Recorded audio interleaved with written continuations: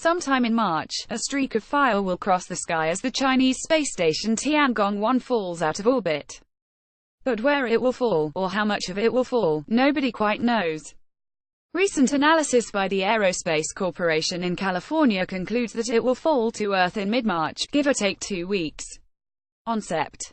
30, 2011, Tiangong-1 became China's first space station. There were only 2 manned missions to the Aitan, 12 by 3.3 meters station. However, in March 2016, Chinese officials announced they were no longer tracking the station, its orbit would begin to decay and the station would burn as it falls to Earth. Due to several unknown elements, such as Tiangong-1's orientation as it orbited and even the density of the Earth's atmosphere in a particular location, it's difficult to say precisely where or when it will fall.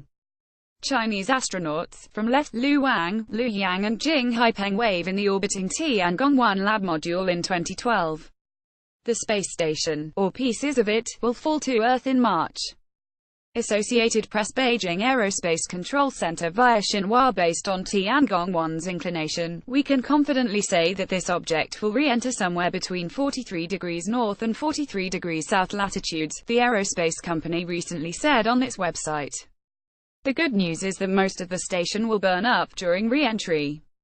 However, there is a chance that small debris may reach the ground. The date, time and geographic footprint of the re-entry can only be predicted with large uncertainties, Holger Krag, head of European Space Agency's Space Debris Office, said in November. Even shortly before re-entry, only a very large time and geographical window can be estimated. But, as Earth is mostly water, there's a good chance it will fall into an ocean, and the area in which it will fall will span a few hundred kilometers. There is almost zero probability that debris will fall over Canada. Not at first. While it may seem alarming that a metal object the size of a bus is going to fall to Earth, there is good news in the history of space flight. No one has been killed by space debris. And it's not the first time a space station has fallen to Earth. In 1979, the United States' first space station, Skylab, fell to Earth.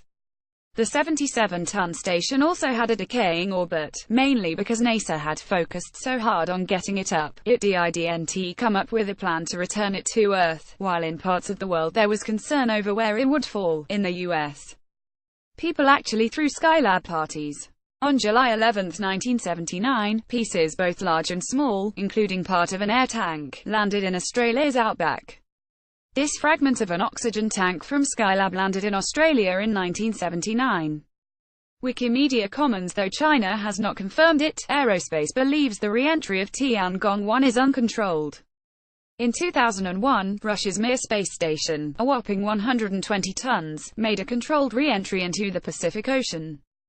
Though it's rare, sometimes a piece of rocket debris is seen burning up in the atmosphere. Last November, a fireball streaked across Saskatchewan and Alberta. U.S. Strategic Command confirmed it was part of an Antares rocket returning to Earth. That's at Dunlap. OB's folks did indeed witness the re-entry of its orbital ARC's Antares rocket booster NORAD ID2017071B over Saskatchewan this AM. Timing location matches Spacetrack prediction. At CBC Canada article https://t.co website Vietnam's Meteors page https://t.corkbcfo310pic.twitter.kilpudmeg @astroguys